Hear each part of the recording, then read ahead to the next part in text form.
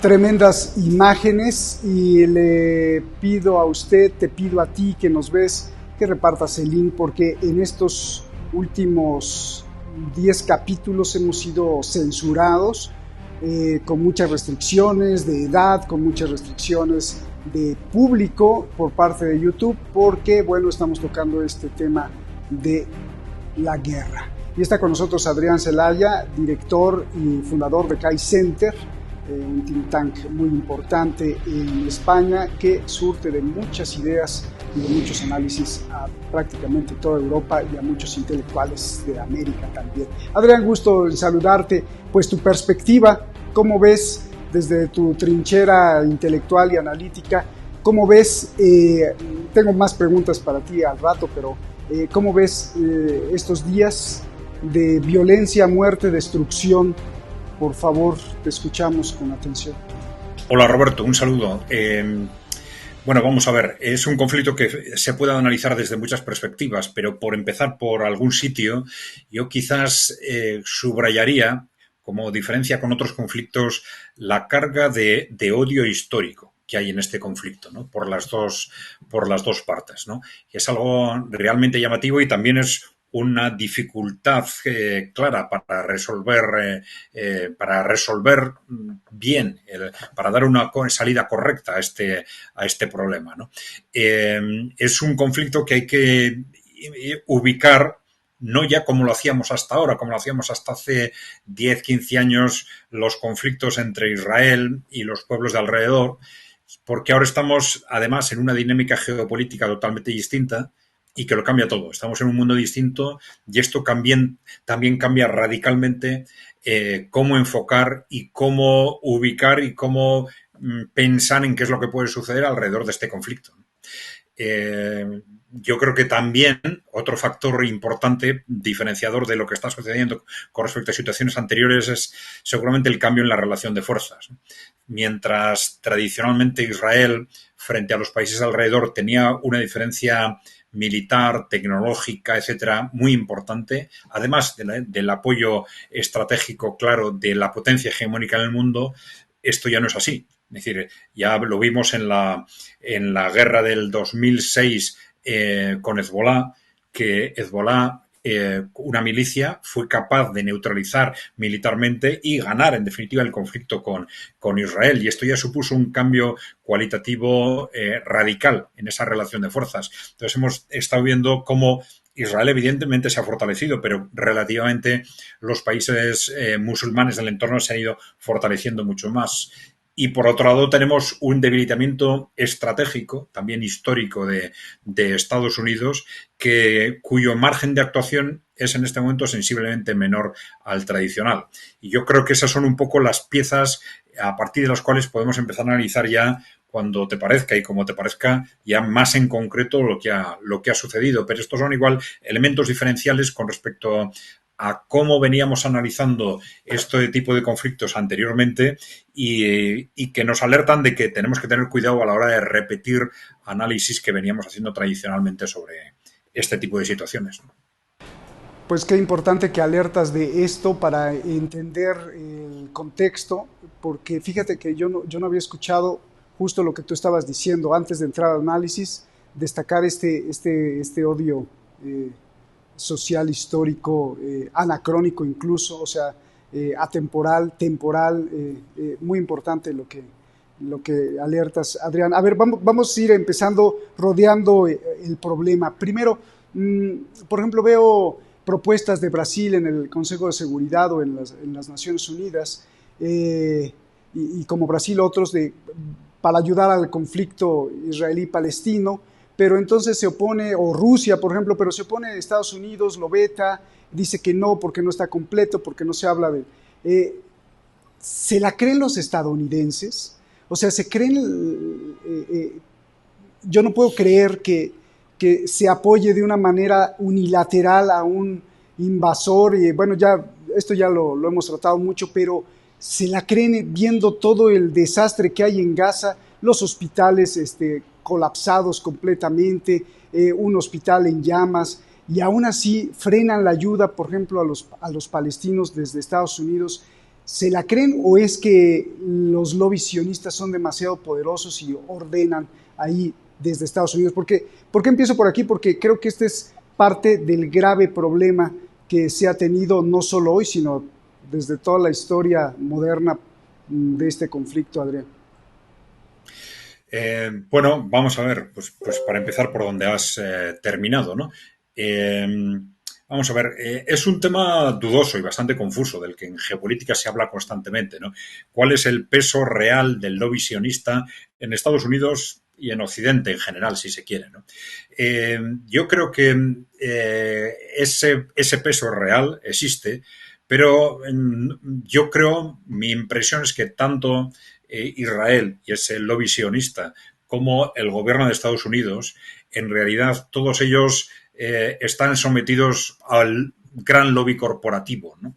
Que controla Europa y Estados Unidos, que controla los gobiernos de Europa y Estados Unidos, y que de alguna forma Israel también es utilizado estratégicamente para los propios objetivos históricos y estratégicos de ese lobby. Con lo cual, esa influencia es evidente que existe, pero cuando Estados Unidos o el gobierno de Estados Unidos está apoyando a Israel, no está siempre del todo claro cuando está realmente apoyando los intereses históricos del pueblo judío o cuando está apoyando los intereses de ese lobby corporativo. Bueno, sobre la postura de Estados Unidos, ¿qué podemos decir? Bueno, hay que ser prudente porque una cosa es lo que se dice y otra cosa es lo que se hace, ¿no? ¿Esto qué quiere decir? Que seguramente en este momento las grandes figuras políticas de Occidente no tienen más remedio que apoyar desde el punto de vista de imagen a Israel, porque es un aliado estratégico clave, ¿no? Es parte de esa OTAN, vamos a llamarle OTAN ampliada, de ese occidente geopolítico, ¿no? Entonces, tienen, desde un punto de vista de imagen, desde un punto de vista mediático, tienen que apoyar sin fisuras a Israel. Pero otra cosa es lo que confidencialmente digan o exijan o pidan o le pidan a Israel. Y entonces yo creo que ahí hay un elemento que es muy importante tener en cuenta, que es lo que está sucediendo estos días, ¿no? Ese retraso en el abordar el asalto terrestre a Gaza, que iba a ser al día siguiente, lo iba a ser al día siguiente, iba a ser al día siguiente, pasan los días y no se acaba de hacer efectivo. Entonces, nosotros solemos decir que ahí puede haber elementos tácticos, porque claro, un asalto de ese tipo es algo a lo que no se ha enfrentado nunca el ejército de Israel, algo que le va a costar probablemente cientos o miles de bajas, algo que puede generar un derrumbe político en Israel en cuanto a esas bajas empiecen a producirse. Es decir, estamos hablando de un asalto casa por casa de una zona urbana en la que sabemos que jamás se ha estado preparando durante años, con túneles, con también son, digamos, factores que hemos conocido de alguna forma, por ejemplo, en Ucrania, ¿no? En una guerra cuerpo a cuerpo urbana, pero que también sabemos que han generado cientos, miles de bajas en los dos bandos. Y el ejército de Israel es un ejército que hace mucho que no está en guerra y que no está acostumbrado a esa dinámica. Está acostumbrado a guerras muy rápidas, a ganarlas muy rápido, precisamente porque saben que el coste político de una guerra sostenida o con muchas bajas va a ser para ellos insoportable. Y yo creo que ese es un factor que ellos sin duda están teniendo en cuenta y que les puede hacer llevar a retrasar o a analizar perfectamente una operación en la que tienen que asegurar la mínima duración y el mínimo coste en bajas para ellos, ¿no? Independientemente de que hay dos escenarios, según si al final consiguen que la población civil se vaya o no. Con lo cual los métodos, las estrategias a utilizar pueden ser radicalmente distintas también, ¿no? Pero esos son los problemas tácticos. Luego están el problema estratégico. El problema estratégico es que saben que si ponen en marcha esa operación, pueden tener enfrente enseguida a Hezbollah, a Irán y no sabemos cuántos más países del entorno.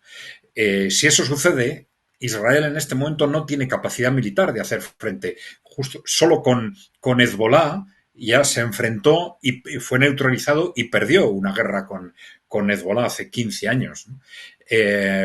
Israel por sí mismo no tiene capacidad de enfrentarse a estos países. Sabe que si quiere abordar ese escenario, tiene que contar con Estados Unidos. Es decir, de todas.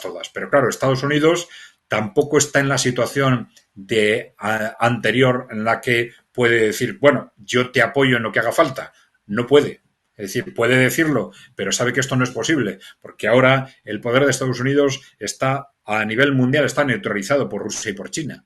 Entonces, es un contexto en el que, en último término, si Estados Unidos, ante un conflicto de ese tipo, intenta arrasar con las fuerzas militares musulmanas, vamos a decir, de los países musulmanes del entorno de Israel, eso no va a poder ser tolerado por Rusia y por China. En el enfrentamiento geopolítico actual, eso supondría dentro de ese tablero, supondría una derrota estratégica también de Rusia y de China, con lo cual eso no van a poder aceptarlo. Eso Estados Unidos lo sabe, con lo cual el papel a desempeñar por Estados Unidos no es tan sencillo como pudiera parecer, con lo cual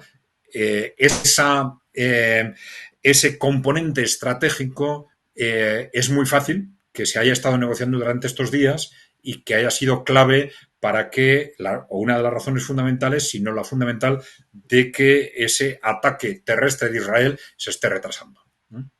Oye, Adrián, justo cuando estabas hablando, estaba afinando la pregunta porque estabas tocando yo creo que los temas medulares en cuestión del apoyo de Estados Unidos. Desde tu análisis, desde tu oficina, cuando te enteras que va Biden hacia allá y no sabemos qué haya pasado tras bambalinas o en secreto, pero sí podemos describir la trayectoria geopolítica del presidente y de las reacciones de los diferentes países y de la reacción de Netanyahu, y con todo eso yo te pregunto, Adrián, ¿a qué fue Biden?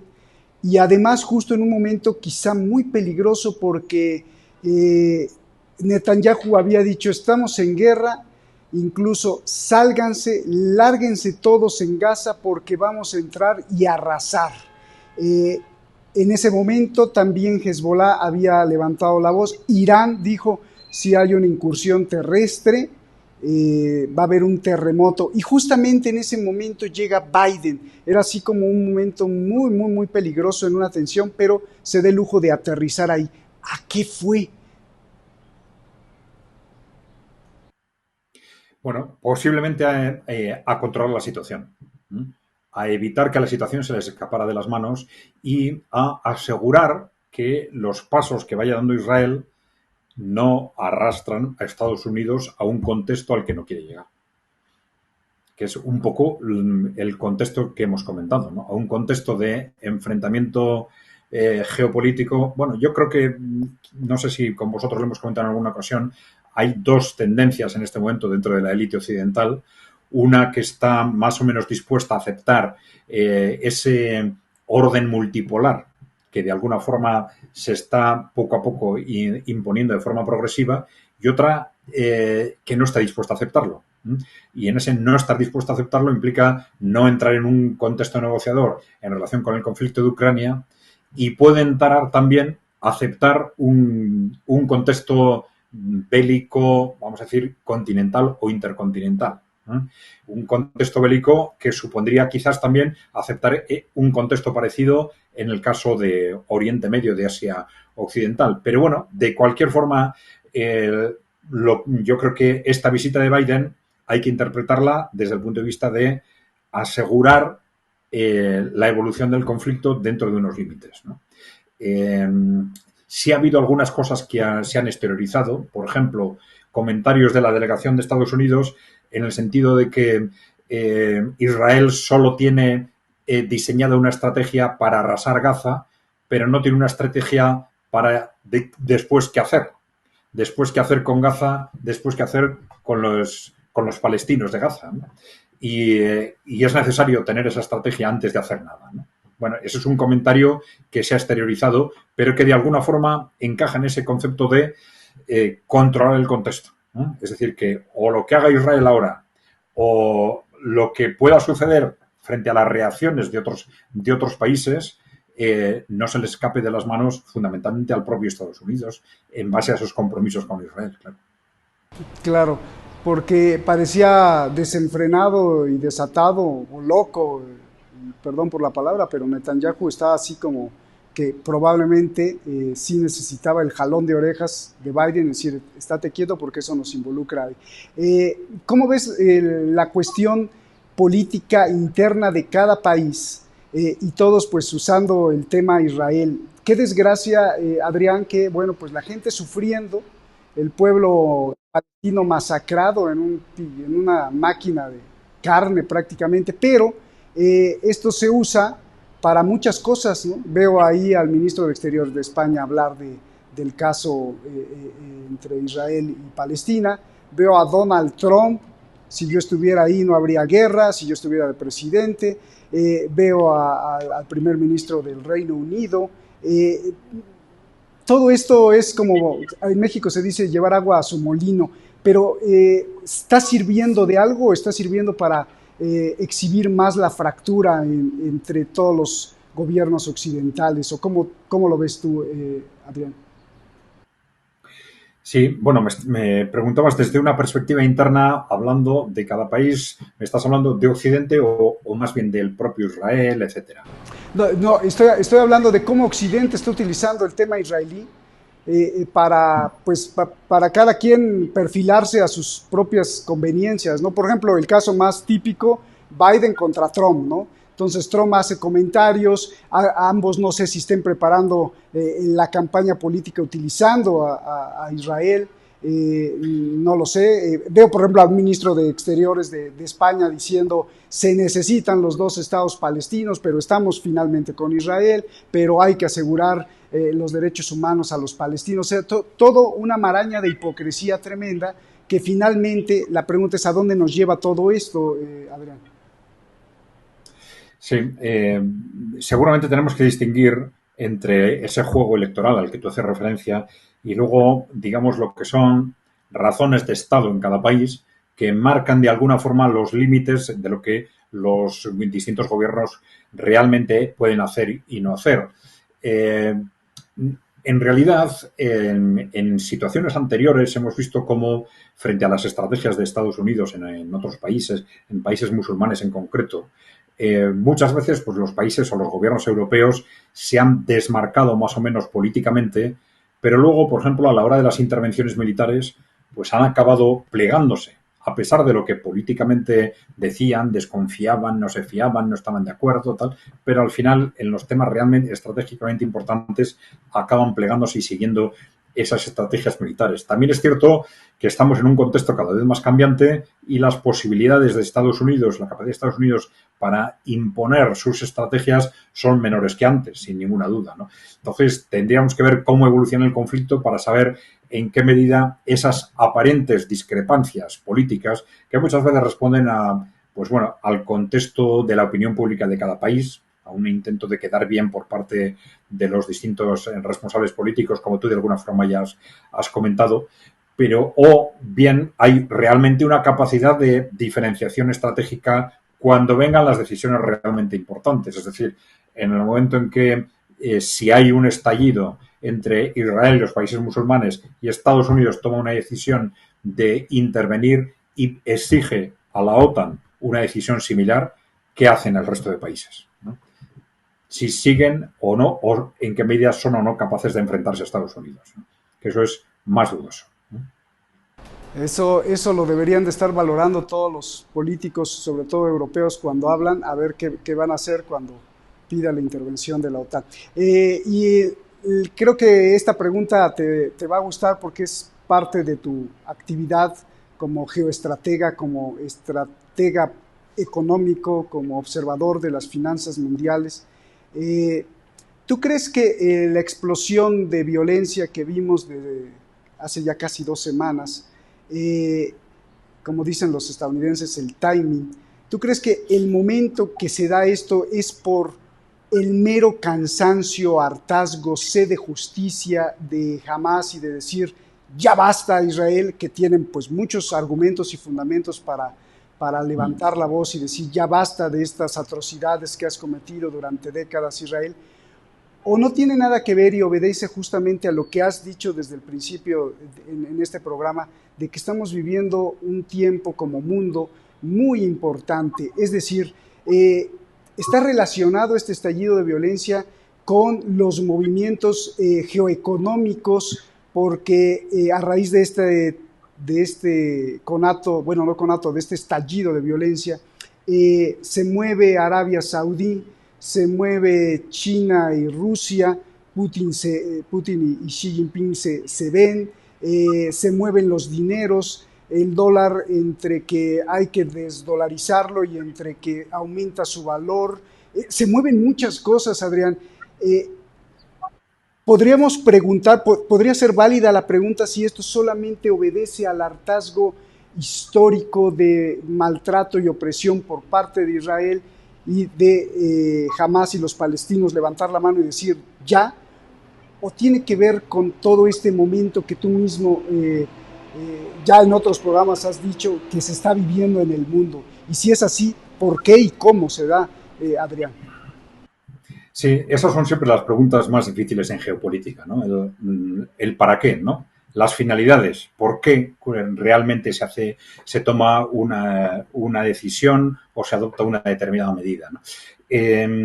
Vamos a ver, yo creo que lo más lógico es que los dos factores que tú has mencionado hayan incidido en esto.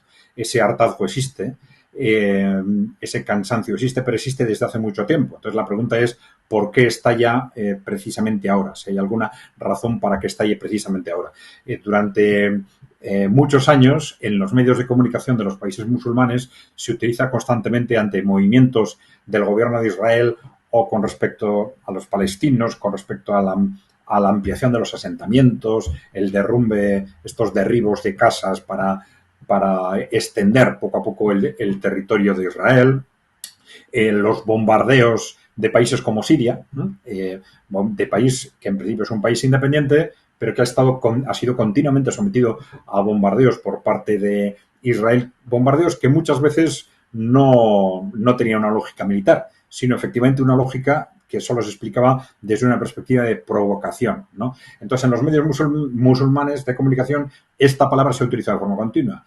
Provocación, provocación, provocación. Bueno, y efectivamente, una provocación, un gran malestar en el mundo musulmán, pero no se reaccionaba prácticamente. Había pequeñas reacciones dentro del mundo palestino o en manifestaciones en Gaza, en Cisjordania y tal, pero poco más, ¿no? Declaraciones y no se reaccionaba, pues quizás porque estaban esperando al momento oportuno. Si nos ponemos en el lado de Israel, ¿a qué obedecía esa dinámica de provocación? Bueno, pues probablemente precisamente al contexto histórico, a que Israel, las políticas del gobierno de Israel durante muchas décadas se han basado en contar con el apoyo de Estados Unidos, con un apoyo ciego de Estados Unidos que les ha permitido actuar de una forma bastante libre, ¿no? En esas decisiones que tomaban, siempre con esas perspectivas hegemonistas o expansionistas que tenían los gobiernos de Israel, ¿no? Pero, ¿qué sucede? Que en el momento en que el gobierno de Israel se da cuenta de que el contexto geopolítico está cambiando, de que Estados Unidos está perdiendo peso, de que ese mundo unipolar en el que ellos han apoyado su estrategia, pues va a desaparecer o va a dejar de ser unipolar, va a ser multipolar, y resulta que además los países que están alrededor de Israel, pues como tú decías, se están acercando, están apuntando al bloque de Rusia y de China, ¿no? Con lo cual estamos en un contexto geopolítico cada vez más peligroso o para Israel o para que Israel pueda seguir manteniendo esas políticas. Entonces, ante esa situación, los gobiernos de Israel tenían dos opciones. Una, apostar por un futuro distinto, un futuro de un posible entendimiento vamos a hablar de pueblos más que de gobierno, si quieres, ¿no? Entre el pueblo judío y los pueblos musulmanes de alrededor. Algo muy difícil y sobre todo estos días nos parecía un concepto casi extraño, ¿no? Pero algo que había que ir trabajando en el tiempo durante muchos años, ¿eh? Empezar a trabajarlo cuanto antes para que eso fuese posible, ¿no? Y la otra estrategia por la que desgraciadamente han apostado los gobiernos de Israel en los últimos años ha sido la de romper la baraja. Si vamos hacia un contexto internacional que va a ser desfavorable a nosotros y que no nos va a permitir mantenernos nuestra estrategia, vamos a reventar el tablero. Vamos a intentar provocar un estallido internacional, vamos a intentar provocar a los países musulmanes para que nos ataquen y provocar un conflicto internacional que o de alguna forma rompa esa dinámica que avanza de forma continuada en contra nuestra si no hacemos nada, ¿no? Esa ha sido claramente la estrategia de muchos años del gobierno de Israel, desde hace aproximadamente 10 años, y siempre pensando en ese riesgo estratégico clave, ¿no? Pero claro, frente a esa estrategia no les han respondido los países musulmanes pensando en que no les interesaba. Era el gobierno de Israel al que le interesaba esa ruptura, pero a ellos lo que les interesaba es precisamente por esas razones esperar, aguantar, esperar a que ese contexto internacional fuese cada vez más favorable a ellos en ese sentido, ¿no? Pues ¿qué ha sucedido? Pues que en algún momento, pues muy posiblemente, o en el mundo musulmán o el propio Hamas ha analizado, bueno, ahora ya estamos en un contexto en que es favorable a nosotros. Un contexto internacional, porque claro, Hamas tampoco son ciegos. Ellos saben que las fuerzas de Israel es incomparablemente superior a la suya. Saben que si ellos atacan a Israel de esa forma, Israel les va a atacar y que puede arrasarles y acabar con ellos. Si han tomado esas medidas porque cuentan con que los países musulmanes les van a apoyar. Puede ser que hayan contado porque expresamente se lo hayan dicho, o puede ser que sea una apuesta del propio Hamas. Es menos probable, pero es también posible, ¿no? Y que en el sentido que han dicho, bueno, si nosotros atacamos, Israel nos ataca, los países musulmanes van contra ellos, la baza de Israel es Estados Unidos, pero ahora ya Estados Unidos no se va a atrever. No se va a atrever porque va a tener enfrente a Rusia y a China, ¿no? Bien. Sí. Sí, no te queremos quitar mucho tiempo. Dos preguntitas más. Hay varios modelos de nuevo orden mundial. Por ejemplo, hay un cúmulo de patriotas de ultraderecha que quieren imponer un nuevo orden mundial. Hay los de la Agenda 2030 o Karl Schwab, que también ven el mundo con ganas de ponerle o imponerle un nuevo orden mundial. Está el nuevo orden mundial que han anunciado Putin y Xi Jinping en esta última reunión, lo volvieron a mencionar y ya lo vienen anunciando. Esto que estamos viendo en el conflicto Israel-Palestina de hace casi 2 semanas, conviene a los que quieren imponer un nuevo orden mundial, o sea, conviene como para un reseteo. Y es además muy curioso, Adrián, porque justamente esto explota cuando se estaba hablando de Ucrania, Ucrania-Rusia, y ahora nadie habla de Ucrania, Ucrania-Rusia. Eh, ¿Conviene o no conviene a los que quieren imponer su nuevo orden mundial? Esa es la gran pregunta, efectivamente, porque mi impresión es que las dos partes han pensado que les convenía a ellos. Es decir, que ha habido una parte que ha pensado que, bueno, dentro del nuevo contexto, hacia ese nuevo orden mundial multipolar, digamos, impulsado por los países emergentes, la situación ya es favorable a mí, ¿no? Entonces, en este contexto yo voy a poder salir victorioso. Y la otra parte ha pensado lo contrario, como decía antes, es el momento de reventar esa evolución hacia ese orden mundial multipolar planteado por Rusia y China y reventarla a favor, vamos a decir, del orden mundial defendido por Occidente, ¿no?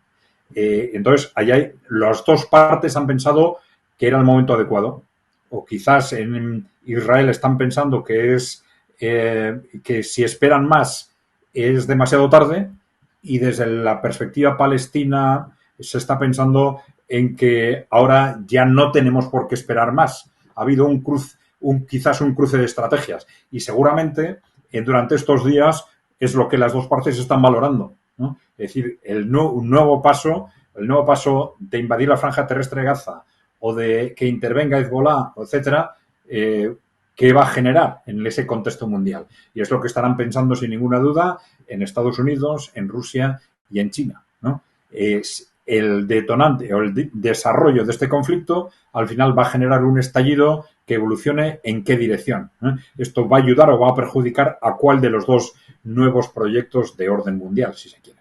Esa es efectivamente la gran pregunta, ¿no? Y yo creo que es que las dos partes se están preguntando ahora en este momento. Es la gran pregunta, pero qué excelente respuesta, porque es justamente, y eso yo creo que lo están planteando los asesores y todos los think tanks que rodean a Putin, a Biden, a Xi Jinping. Qué importante lo que estás diciendo. Pues nos vamos, Adrián, tus proyecciones, ya sé que no eres adivino ni tienes bola de cristal, pero tus proyecciones, ¿qué posibilidad hay de que esto se alargue? Y está relacionado con la última pregunta, obviamente, y con tu respuesta. ¿Qué posibilidades hay de que esto se alargue, que esto se haga más sangriento, que esto se acabe pronto? ¿Cómo lo ves desde tu análisis? Bueno, yo creo que lo más probable es que se alargue en el tiempo, ¿no? Teniendo en cuenta cuál es el contexto general global, cuál es la perspectiva de lo que está sucediendo en Ucrania. Al final, lo uno seguramente va a estar relacionado con el otro. Pero sí me gustaría, si te parece, como esa última reflexión final, hacer una referencia a algo que en este conflicto en concreto creo que es tremendamente importante, que es al final, ¿qué pasa? Con un resultado o con otro, ¿qué pasa con el pueblo judío y qué pasa con el pueblo palestino? Y es algo que hay que pensar ya. Es decir, imaginemos una guerra frontal en la que intervengan Hamas, en la que intervenga Hezbollah, en la que entre Irán, quizás Siria, otros países árabes, y en la que, por ejemplo, Israel pierda, ¿no? ¿Qué va a pasar con el pueblo judío en Israel, ¿no? Y es algo que tenemos que pensarnos ya, ¿no? ¿Cómo construimos y cuándo? Primero, ¿cómo aseguramos que eso no se convierte, porque ganen unos o porque ganen otros, en una hecatombe desde el punto de vista humano? ¿Y cómo diseñamos un futuro en el que puedan vivir los dos pueblos de forma civilizada, ¿no? Y ya no estoy pensando en nuevas generaciones, estoy pensando ya a muy corto plazo, ¿no? En el momento en que estalla el conflicto, en el momento en que termina el conflicto. Evitar que nos encontramos ante una hecatombe humanitaria o contra el pueblo judío o contra el pueblo palestino, ¿no? Yo creo que eso deberíamos tenerlo ya encima de la mesa de forma inmediata. Pues te agradezco mucho y muchas gracias. Seguramente toda la comunidad detrás de La Razón te va a agradecer esta reflexión final. Yo creo que es muy importante. Tampoco la había escuchado ni leído en muchos medios. Yo no creo que la haya escuchado, que no esté. Gracias por compartir esta reflexión y esta gran conclusión. Adrián, un abrazo. Muchísimas gracias. Un abrazo, hermano. Gracias y cuídate mucho y saludos a toda tu familia, que estén muy bien. Gracias, y a ti que nos ves en cualquier parte del mundo, muchísimas gracias. Nos vemos hasta la próxima. Gracias, Roberto. Un saludo.